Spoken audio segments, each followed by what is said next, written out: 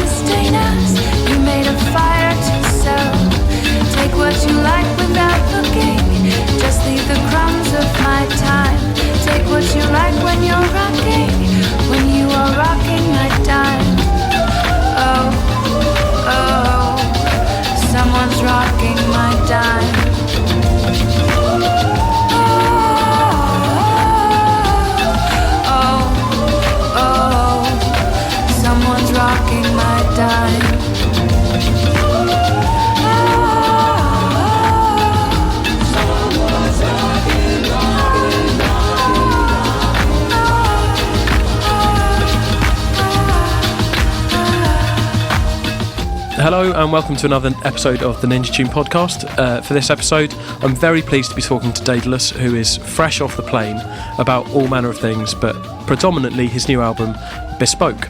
So thanks very much for joining me. It's a pleasure to meet you. I understand that you grew up in LA. Do you feel that your geography had a lot to do with your early moves in music? Absolutely.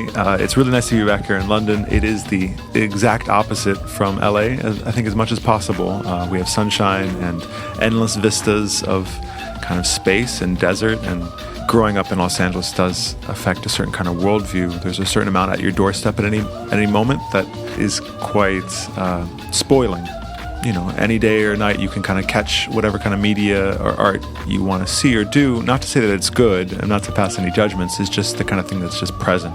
And kind of being exposed to some of that, I think, affected some of the ways that the ease to which a lot of LA artists kind of dip into other genre, I think, has a lot to do with that side of Los Angeles. People don't always speak about that. You can go to a cinema and catch weird, Kurosawa films at midnight. That kind of thing on a day-to-day basis is something special.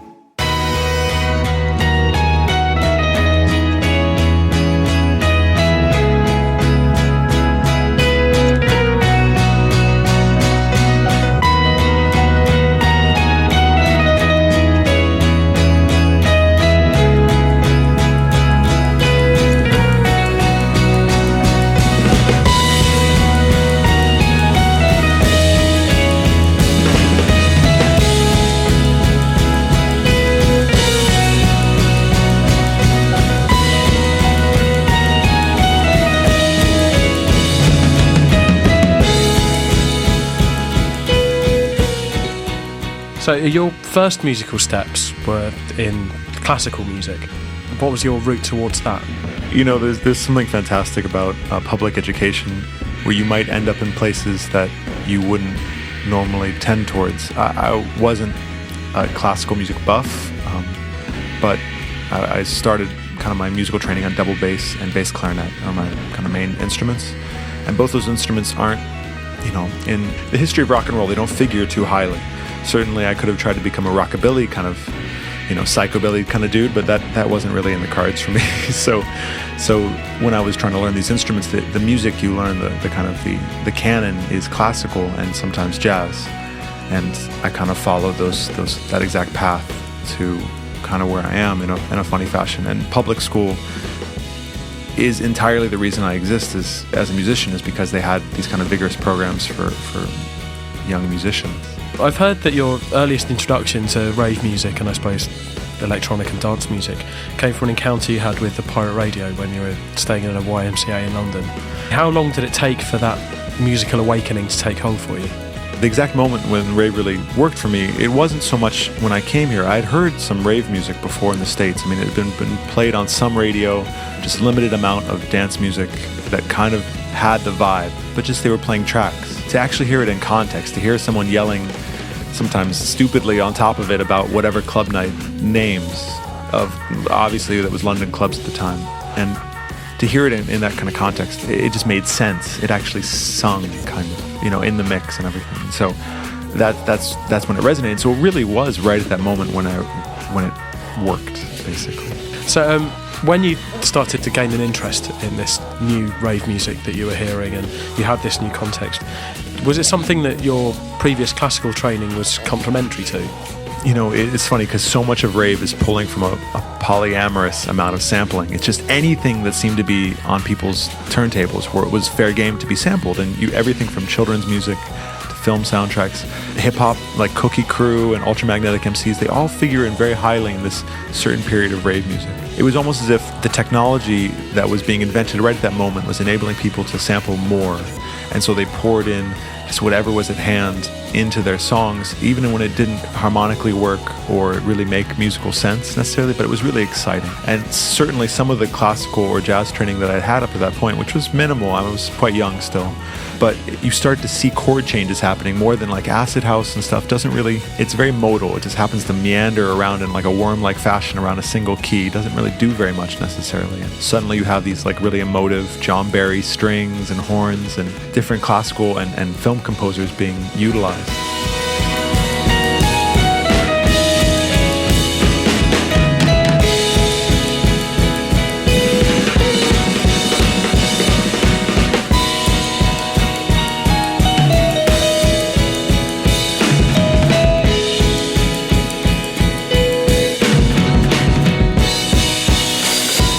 The next step for you, where you were studying music at college, at what point did you decide to make the transition from, student and DJ to a writer and performer? So yeah, the evolution for me was kind of a brutal one, because as much as I love this music and it really sang to me something powerful and stuff, I had no idea how they made the tracks. I didn't have the kind of technical education to know how to work samplers or synthesizers or these kind of things. I mean, I had brushes with this kind of equipment, but it was all just a foreign alien language. And I'd been playing classical instruments, and I'd been playing double bass, and it seemed like the sensible thing to do to follow. I mean, the least sensible thing ever, but the sensible thing to do was to become a jazz musician, because I played the instrument and I knew the music to a degree, and it was a school that was close to home, and it's just all the silly things that, in hindsight, like, gosh, it's like being a jazz musician, it must be the hardest life, and it's not a very vibrant music. It only really lives and breathes in places like New York and maybe New Orleans and stuff. It's elsewhere, it's a museum piece. And so anyways, the foolish things we do. So I was studying it, and it actually was because of the college radio. There was a radio station on the campus of the university I was going to that broadcasting a lot of electronic music, so I was able to indulge my electronic passions as a radio personality, and then in classes learn Eric Dolphy tunes and Mingus songs and stuff, learn charts and Latin jazz and all this silly stuff, but it was really this like 2 to 4 a.m. kind of slots of playing all the weird ninja stuff and warp stuff, and at that point my fascination with rave had evolved kind of through jungle into odd IDM, into drill and bass and stuff, and so it was a lot of that kind of focus, and there was still a lot of musicality in their music, but slowly but surely the kind of division, the kind of the mystery of it kind of eroded away, and you saw the genius of the production, but finally kind of seeing how they were doing it, what they were sampling from, what was the influences kind of throughout their musical history. And that's something I really felt strongly as I was studying my own music theory and history. I began to see the relationships a little bit better, and a little bit more confidence with DJing. Suddenly it becomes possible. It becomes, from the absolutely absurd to maybe possible. I could kind of put my own 2 cents in on this conversation of music. When did you first start making your own stuff? You've got this understanding of how you do it, but what was your initial take on it? What was your 2 pence that you threw into the conversation? So the 2 pence at first was just terrible versions of the same tracks I was playing. Like doing a Amen workout, just trying to make a drum and bass kind of track, trying to make a weird beat track, trying to make a Tribe Called Quest, Jay Dilla beat, in the late 90s. This was the kind of the basic education that I think I had to kind of go through, and terrible experiments using samplers. At first, I was really anti-computer. I didn't know how the computer was going to factor into my production, so I was all hardware, costing me way too much money and really not getting the best of equipment and not getting the best sounds because of it, but still like getting these little like, well, it doesn't sound quite right, but at the same time, what would they do? What would happen on the record? And so I went through a few years of just trying to imitate, trying to sound alike, and not being happy with my output, just trying to find a in. And it started to really click around the millennium, around 2000, where I started to actually feel some confidence with a voice, I guess, to a degree. And a part of that was rejecting my history, putting away all the jungle records, my thousands of jungle records that I just are now sitting there doing nothing and probably never will again. And I really love chord changes. I really love harmony, and I love a sad beauty, I guess, is a silly thing to say, but tragic things and emotional things and things like film soundtracks, basically. I just really want to make film soundtracks, but it's hard when you don't have pictures. So when you're kind of making your own imaginary version of that, what are you doing? Well, you're making stories, basically. And so I started to make stories. The very first track I was able to release on a compilation is called a mash note, and that starts with me typing a love letter to my then girlfriend, my now wife. And that's the kind of opening percussive sound that kind of goes throughout the track. And it is kind of a workout, though. It just goes through all these little odd time signatures and a little melody that keeps on perverting on itself. But that's everything. I mean, that's all I've been doing, is just, taking a little melody and perverting it, and adding a little harmony. And it really is that one weird moment when you perceive yourself way. Music is great because you can borrow into the future and the past and all that stuff. And I vaguely did on that track, and I'm still just making that track over and over again.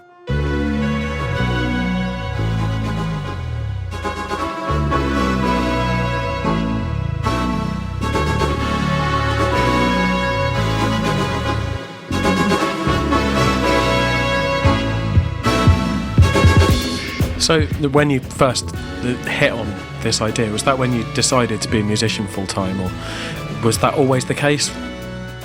There was a period of time after I'd kind of given up on jazz, not given up, but like released that dream, knew I never was going to be quite good enough. It's a wonderful thing to know you'll never be good enough at something, because it frees you. It was like the prison cage came open and I could just kind of embrace happiness.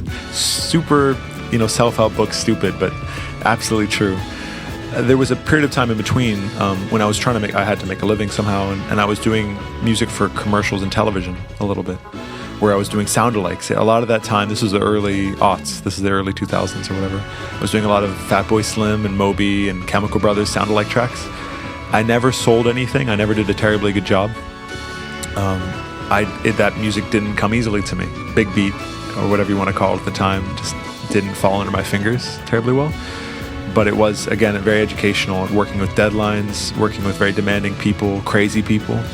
Almost all my label experience since has been working with some kind of crazy people, and so that early employment was very helpful in that case.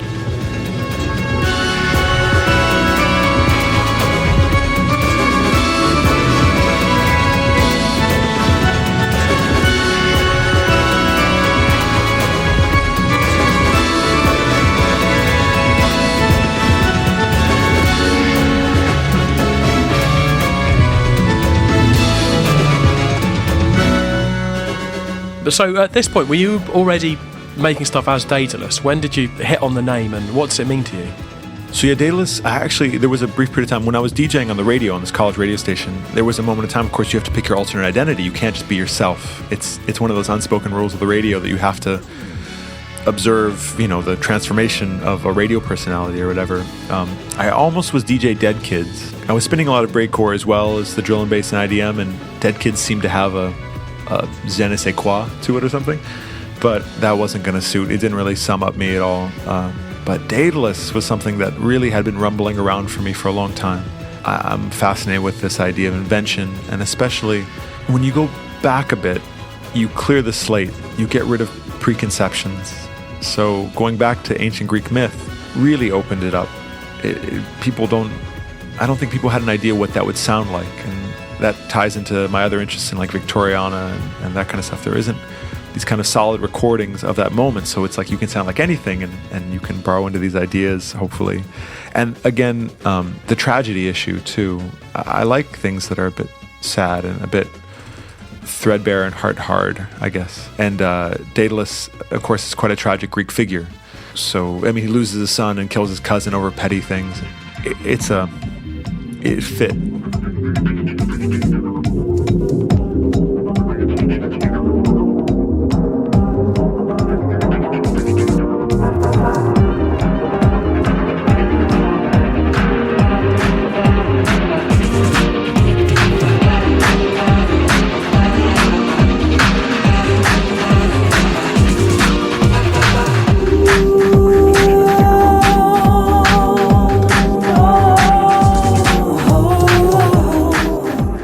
Album is called Bespoke, and as a man who obviously you take quite a considered approach to your attire and such, does Bespoke describe the man you are, or the musician that you are, or the whole lot?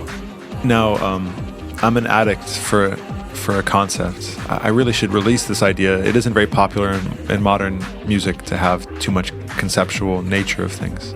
I think people want their music to be somewhat easy. They just want it to be something to listen to on the tube, or have it in the background of a commercial on the telly or something. And I don't think they want it to say too much, because they pour in the meaning, or the blog tells them what to think, or whatever it is.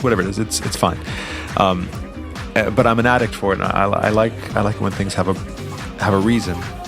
And like you're alluding to, Bespoke, in this case, I really want it to mean everything. It really means something made to measure, or tailor-made, or made without a pattern. And I wanted this record to be like that. The record, and hopefully, again, not to put too much importance into it, but hopefully the career I've undergone thus far is kind of on that same path, where it's like, I don't know how it's worked. It's been a lot of coincidence and chance, very happily, but really for no rhyme or reason. The machinery I use was almost, it wouldn't have been in my hands in any other situation. If I hadn't have made certain choices, or other choices hadn't been made for me, I wouldn't be using the Monome. I wouldn't have worked with MF Doom or Prefuse 73 or Bus Driver. My whole life is based on these series of happy accidents, and so it feels like it hasn't been made from a pattern. It feels like everything that's happened thus far has been kind of without reason in that regard. And so the record is also supposed to be celebrating that same thing. It isn't a dubsteppy record of now. It's not a post-dubstep record of now, I should say, actually, because who knows what new millennium we're now bravely moving towards, of purple, genre-ness. But it has its own warp and weave and stuff. And it's kind of, it feels a little dangerous like that. It feels a little scary, like kind of, tightrope walking without a net kind of thing. And I hope people take it kindly, take to the record kindly. But yeah, the concept sings through.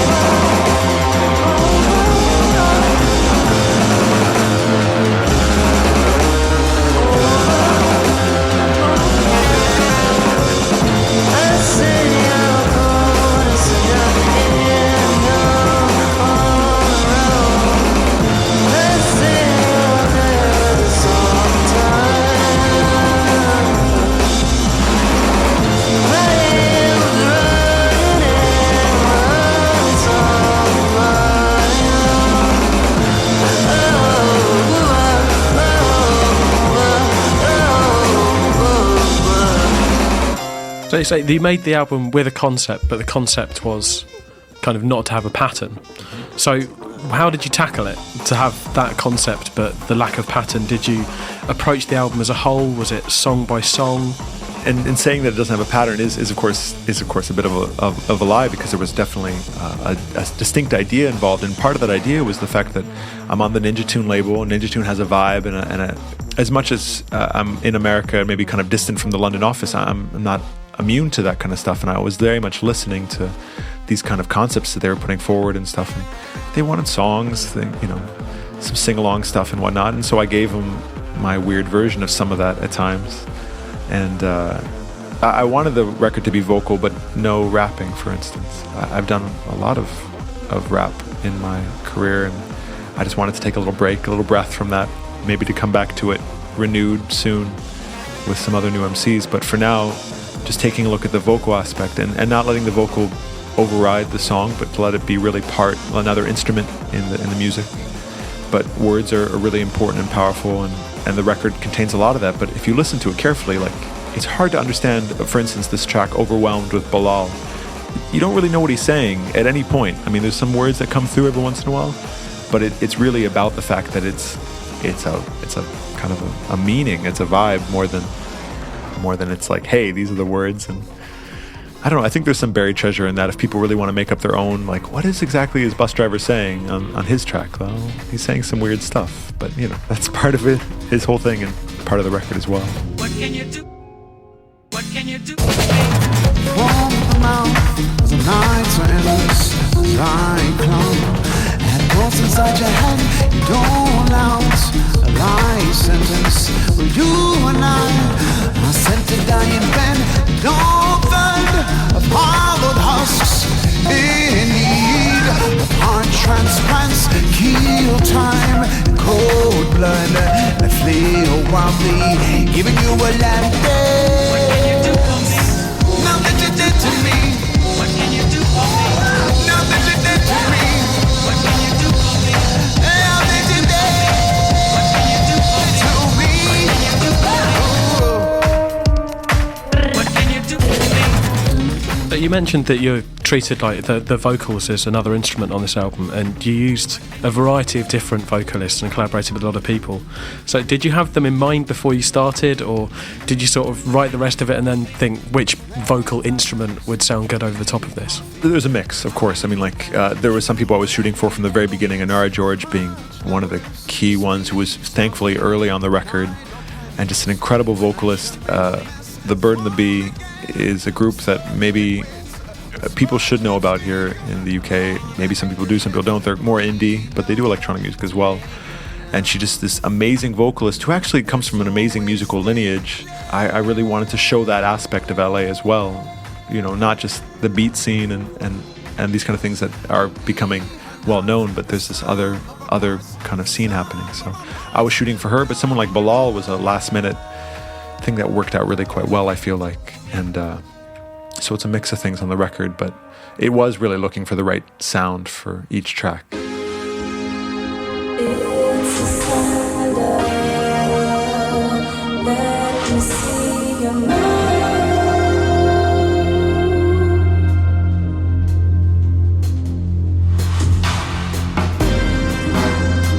If you want it, better make a sound.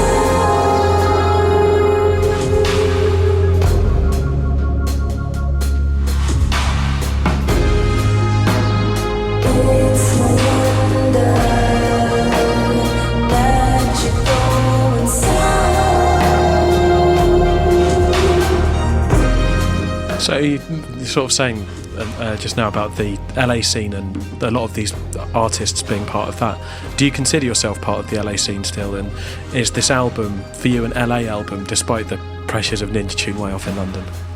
Absolutely, yeah. You can't escape yourself, and I'm so inspired by a lot of these new voices coming out of the scene, just coming up from all over. I mean, LA is a huge city, and the population is diverse. But man, some of the sounds that are coming out, you would think that they would all have been conspiring together for a long time because of how it actually works as like a texture, like a tapestry. And now that there's some strong outlets for that sound, you have Brainfeeder being such a label that can feature people from LA and people from outside of LA, but it feels like, God, it's hard to describe, but if you listen to, like, say, the new Austin Peralta record, which is a jazz record, but it's LA. It's like, you listen on the freeway and it's like, oh, this is... It's just like, I feel like that Burial record that came out some time ago was really a London record, right? Untrue. It's supposed to be like a London record, and as much as I enjoy that record, I don't feel like I really get it because of that. And I don't feel like Austin Peralta's record is limited to geography, but at the same time, a lot of these records, I think, sing in the place. I don't know if I my records are totally doing that. I don't know if it really is LA so much, but I know it's influenced by the place, and I know it's influenced by the people. So in that regard, it's definitely from LA and from that place. It's traditional when we have people in for the podcast to have a chat about a few tracks of their choosing that have influenced them in some way, and you've picked us a few. So your first pick is it Asen? And it's Trip to the Moon Part 1. Do you want to talk a little bit about that before we play a bit of it? This is the most important track for me. This is the one that really is the kind of break beats and film soundtracks, and all mixed with weird synths and sounds and sped up female vocals that was rave when I was a kid. This was the track that I picked up just because I like the artwork, basically. I like this picture of a moon and the vinyl jacket and stuff, and put it on and just took me away to a place I didn't understand, and it was my life for years. It still is. It's still, I think in many ways, when I make music, I just want it to sound as monumental as that track sounded to me when I was a kid. It's funny looking back and trying to listen with pure ears at this music. It's period. It's from a moment, but that moment is still so strong. And every so often, there's another set of producers like Scream or Zombie, these people that directly reference this moment, that track, basically. And it's that kind of strength that keeps people cycling through it. Okay, well, let's hear some of that now. This is Asen with Trip to the Moon Part 1.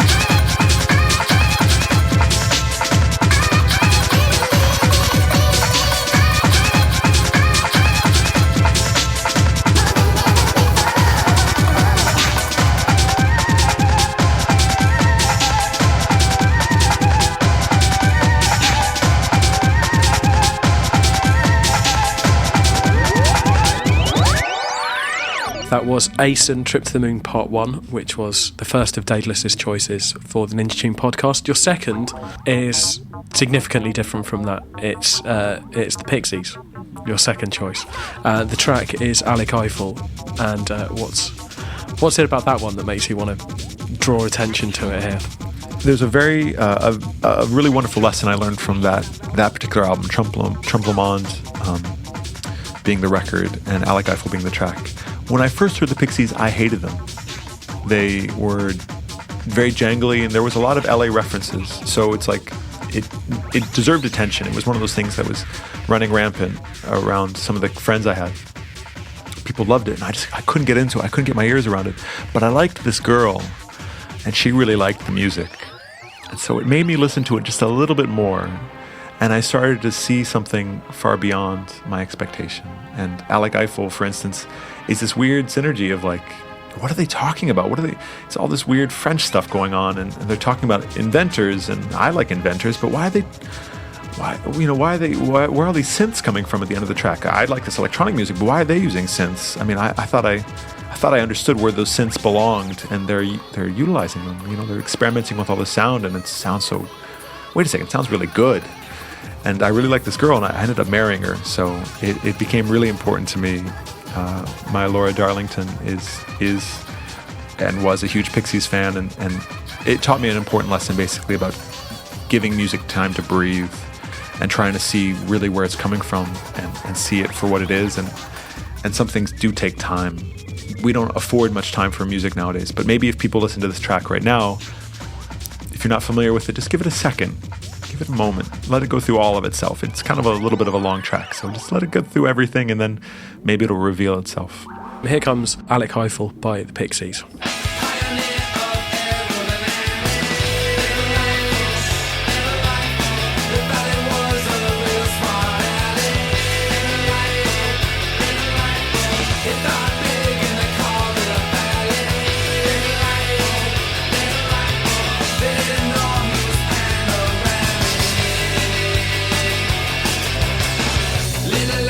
Stands in the archway.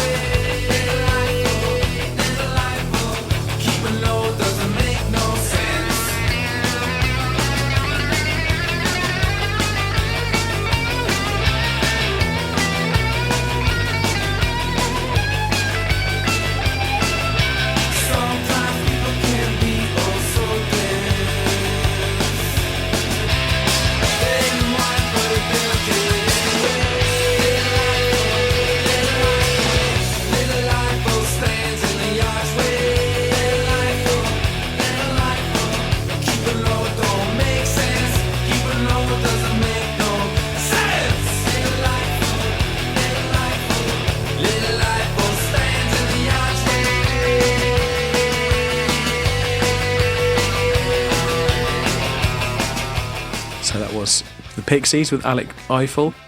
So your next choice is George Clinton, Atomic Dog.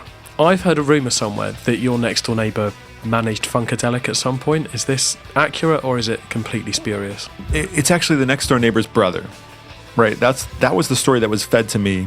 I don't know the exact relationship that this person had. I don't know if it was a manager or something else, maybe less wholesome, dealing with them.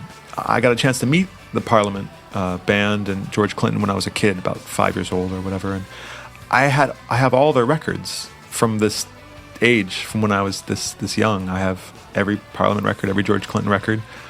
At the time, I had no idea there was drug references, no idea there was sex references. And if you look at the cover, it's sex and drugs, and it's they don't hide things, but young minds tend to see if they want to see, basically. And Atomic Dog as a track, it's the most fantastic mix of sounds. It's crazy. The production that they got to was so ahead of its time in the 70s and 80s. This is one of those things that just pure sound goodness. And as a 5-year-old, it was especially good. And it still proves itself to be worthy of actually still being spun. There's very few tracks that seem to, make the test of time, especially from the 80s. A lot of the 80s kind of, really downhill for a lot of artists. But George Clinton, whatever that cocktail he was on or still is on, makes for good music. Yeah, this is a story of famous dog. But the dog that chases its tail will be busy. These are clapping dogs, rhythmic dogs, harmonic dogs, house dogs, street dogs, dogs of the world unite, dancing dogs. Yeah, counting dogs, funky dogs, nasty dogs.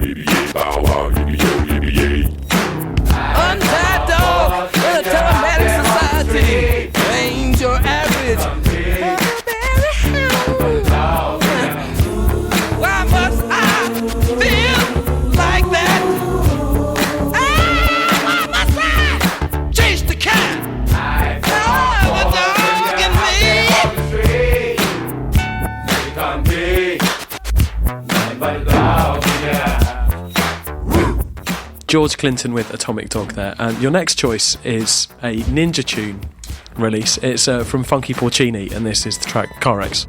Is Funky one of your favourite Ninja artists then? I can't say it's a favourite artist. He only had 3 or 4 records right on Ninja, or maybe even only 2 records and a few singles or something. It's one of those odd things. I picked this track mostly because Ninja Tune in the mid-90s, late 90s, in America was this powerhouse of electronic, but it really was Ninja Tune more than any of the individual artists, at least from an outsider perspective.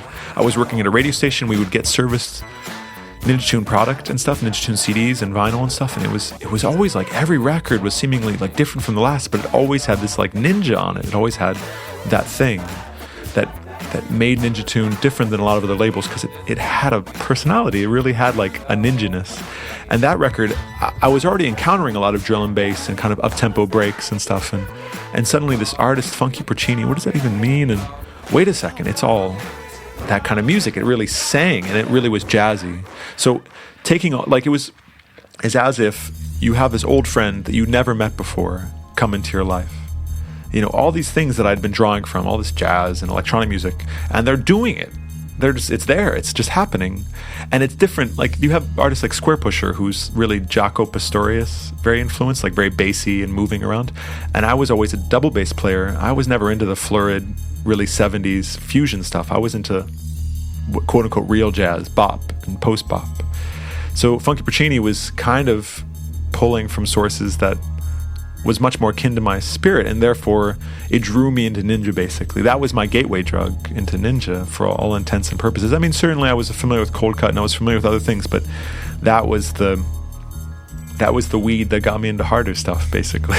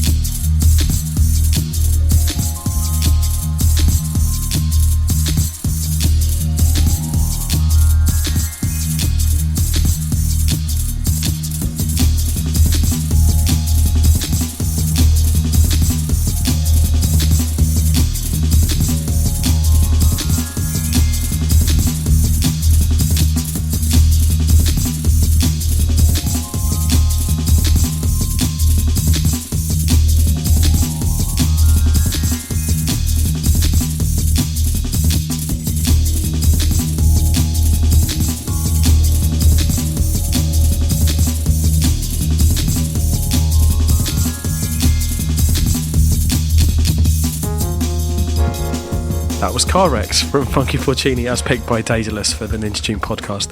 And your final choice is Mad Villain Accordion. This is a record I imagine you hopefully will have quite a bit to say about. You're involved with this, right? Yeah, this one's a bit personal. I couldn't let it escape. I mean, let's look at it. 90s hip-hop, basically. There was a wonderful moment where basically the underground became overground in the early 90s. You have a lot of LA becoming signed. AC Alone famously had his record Balls Don't Bounce, basically coming out on a major. You had a lot of the Native Tongues crew out of New York and out of the East Coast getting signed to major record labels. And okay, so you have this huge moment in time when people like MF Doom, underground, weird rappers, this is before he was MF Doom, of course, but people being brought up into the surface, basically becoming known and being played on major radio outlets. So this weird Native Tongues rapping, right? Groups like A Tribe Called Quest becoming huge successes. Years later, it's all died down. All the major labels have dropped all sample-based music. They can't afford to have sample-based records. And yet you still have your oddities. You have people like Madlib who still carry this flame of samples and what it means, basically, when you borrow from the past and you make something, a synthesis out of it, you make something new out of it. It's powerful. And then you have cohorts like Jay Dilla and all this stuff. And I had some working relationship with Madlib, basically, through my very first record, Invention, my very first kind of official record, Invention, had a remix kind of accompaniment record called The Quiet Party, and he remixes a song. And this is maybe giving something too much away, but I paid him in weed. And you can actually hear him smoking the weed on the beginning of the track he remixed. It's crazy. I didn't realize at the time, though, he actually remixed, I guess, the entire record in part. Maybe he didn't know what song he was supposed to remix, so he just kind of started to take chunks and elements, but he ended up taking a bit of my song Experience, and he remixed it into some odd beat that just became one of his thousands of beats he has on tapes, I guess. Mad Villain, if you're not familiar, those of you who are listening out there, is Madlib and MF Doom doing a collaborative record. MF Doom being the most villainous, crazy, really, really amazing metaphoric rapper. He tells stories. There's a lot of things that tie him into a larger tradition of that exact moment of telling these kind of stories, but he really took it to an arch level, to a villainous level. Amazing. Madlib being the kind of Quasimodo, this kind of blunted mastermind. Anyways, so Mad Villain, though, got leaked. Mad Villainy as a record got leaked before it was released. And they basically had to go back to the drawing board and make new tracks. So from what I understand, the history that's been brought to me, basically, is that Accordion wasn't on the original record. Accordion, the demos that got leaked, basically, were almost a complete collection, but leaked way too early for it to be done. But at the same time, people had love and hate relationship. It was too unpolished, too rough, and they needed to add more tracks, basically. They were afraid that maybe the leak would be if they released it wouldn't be appropriate. So Accordion got made at that moment. I don't know if MF Doom picked the beat out of Madlib's huge collection of kind of unused kind of things sitting around, or if somebody else was in the mix making that happen. But of course, word got to me, being in the LA community of things, that Madlib took one of my weird songs and had a beat on his new record or something, and MF Doom was rapping on it or something, and it ended up being I was the only credited sample on that record. So yeah, so it started this odd set of dominoes, basically, where I'm part of this record and I go on tour with them for 2 shows, and I got a chance to tour with Jay Dilla before he passed, and a chance to kind of enter into that world for just a moment, just enough to work with MF Doom later and to kind of see his oddness, to meet him in person without the mask and kind of get to know Madlib just that little bit. Madlib on the road is very different than Madlib at home, so I really am happy to have seen that, and to have met JD and kind of share with him some odd musical memories that I have of him. I really feel privileged to have that moment, and yet at the same time, it's just because of a happy accident. Paying someone with weed, apparently, it's not a bad way to go sometimes. Living off borrowed time, the clock tick faster. That'll be the hour they knock the slick blaster. Dick Dastardly and Muttley with sick laughter. A gunfight and they come to cut the mix master. ICE Cole, nice to be old. Y2G Steve twice to threefold. He sold scrolls, low and behold. Know who's the illest ever, like the greatest story told. Keep your glory gold and glitter. For half of his niggas to take him out the picture. The other half is rich and it don't mean shit to villain. A mixture between both with a twist of liquor. Chase it with more beer. Taste it like truth for dear. When he at the mic, it's like the place get like, oh yeah. It's like they know what's about to happen. Just keep your eye out like I capping. Is he still a fly guy clapping if nobody ain't hear it? And can they testify from in the spirit? And living the true gods, giving y'all nothing but the lick like two broads. Got more lyrics than the church got ooh lords. And they hold the mic in your attention like two swords. Either that, or either one with two blades on it. Hey you, don't touch the mic like it's AIDS on it. Yeah, it's like the end to the means. Fuck type of message that sends to the fiends. That's why he bring his own needles and get more cheese than Doritos, Cheetos, or Fritos. Slip like Freudian, your first and last step to playing yourself like accordion. That was Accordion by Mad Villain from the incredible Mad Villainy album. If you've never heard it, you must get it into your life. But final thing, and I assume that we've had many already from what you've been saying, but I always like to get something exclusive out of our guests. Is there anything that nobody knows about Daedalus that you'd be willing to share with us? I have an embarrassing story that relates to this raveness that we're talking about. I don't think I've told this story very much because it is embarrassing. I underline the embarrassing part once again. Before I knew what I was doing and before it was spelled out, LA has a wonderful rave scene, an underground scene that goes way back. And one of my very first events that I did in LA, I had been seeing flyers from the UK. I had this brush with UK rave in the appropriate format, but only through the radio. I hadn't gone to any events when I was in London. I just didn't know what I was doing. You know, it would have been way intimidating as like a, 14, 13-year-old or something. Inappropriate, too young. But coming back to LA, starting to get involved in the scene, I was wearing a yellow rain slicker to an event because I just remember these bright colors from the raves and stuff, and I just wanted to participate. I didn't know how to dance to this kind of music. People seemed to kind of run around wildly.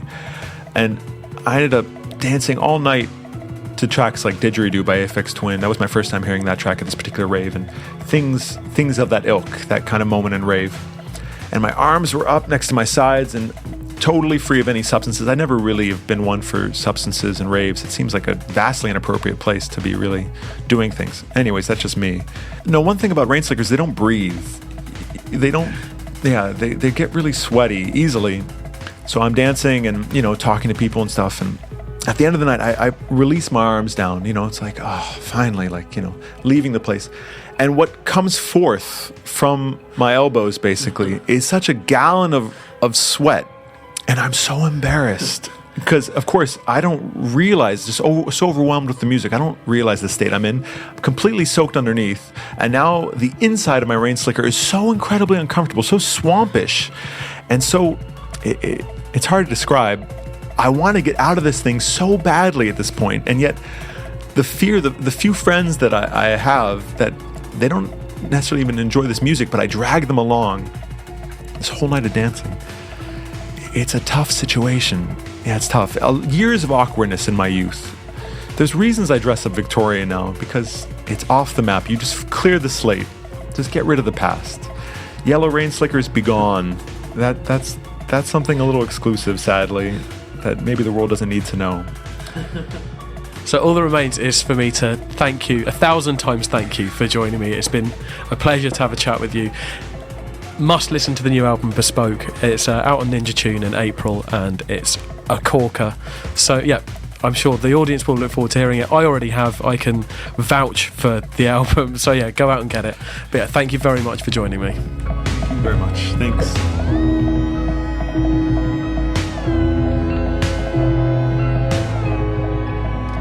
So for the next part of the Ninja Tune podcast, as usual, we're going to be playing you a selection of some of our favourite things we've got coming out on the Ninja Tune family of labels.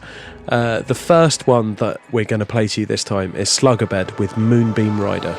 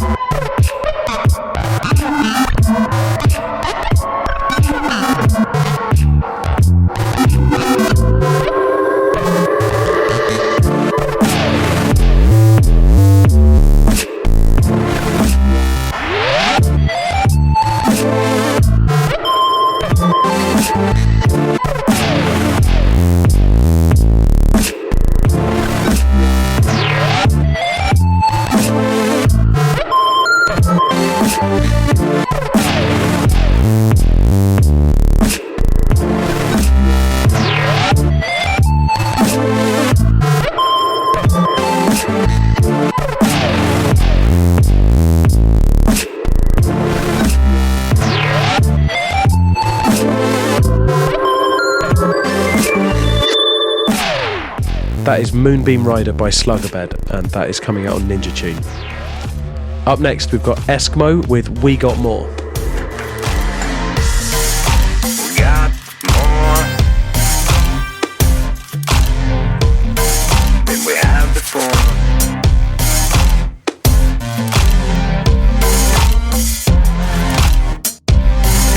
We got.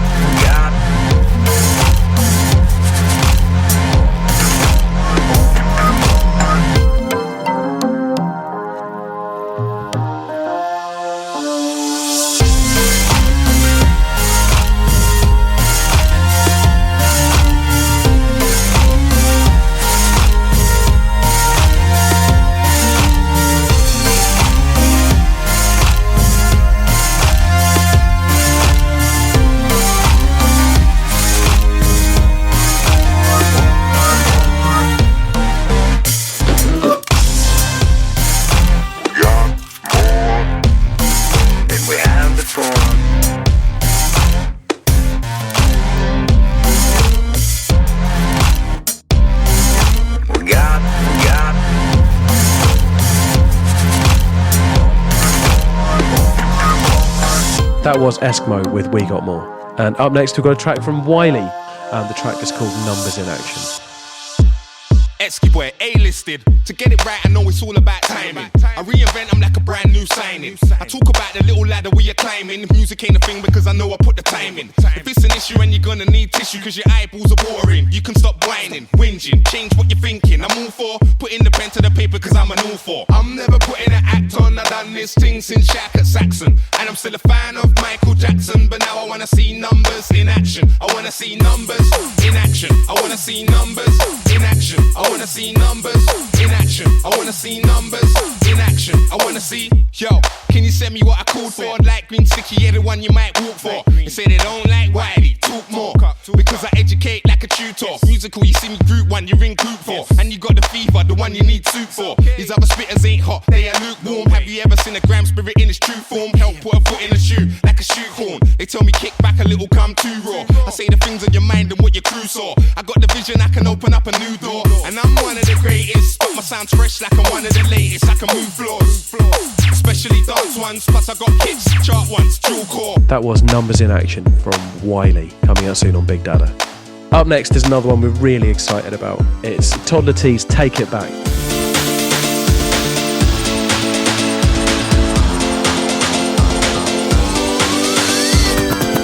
In the middle of the night when I'm lonely, thinking of you only, how you used to hold me, reminiscing about the times when you loved me, when you used to touch me. I wanna take you back in time. All of the little things, simple things that remind me, kept them deep inside me.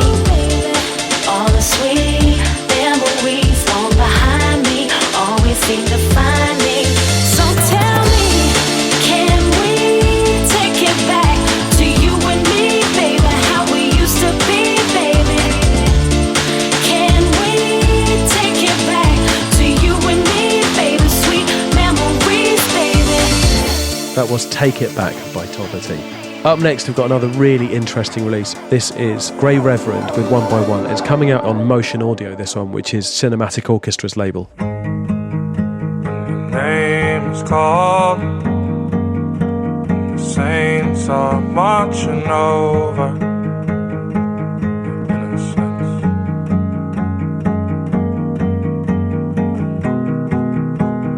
Taking you wrong way home.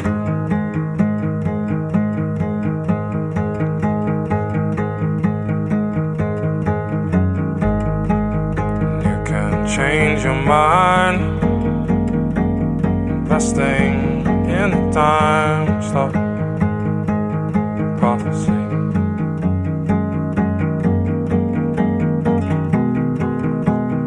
price you pay is a long way down.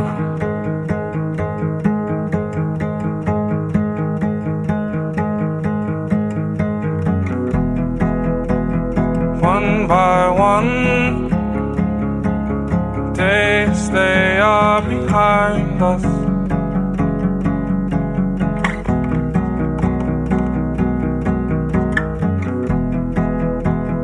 Side by side, together when we rise up.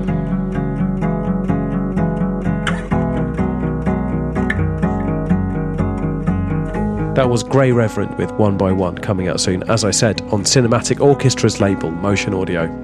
And that was the last choice in this particular episode of the Ninja Tune podcast.